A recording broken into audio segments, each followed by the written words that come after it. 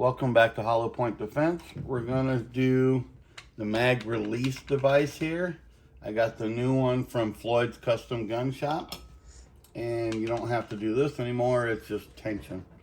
So the first thing you do is obviously take this off the gun. You need a 3/16 Allen key. You go right in the end here, into the bolt. To save time,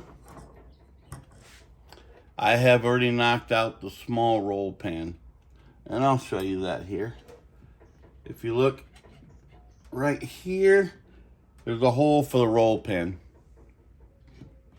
So once you get that knocked out, just unscrew the top of it. It'll come right off. And again, you see the hole there.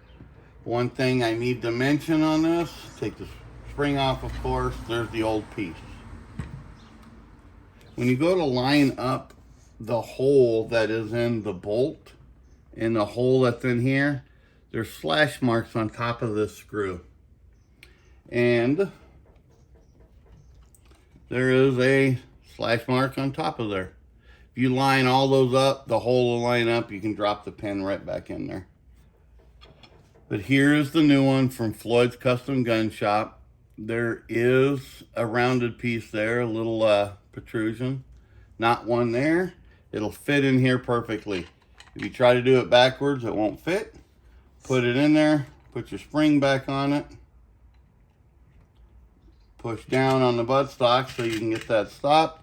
If you go all the way down to where this just stops at the threads, they don't line up. You'll just back it up till those lines line up.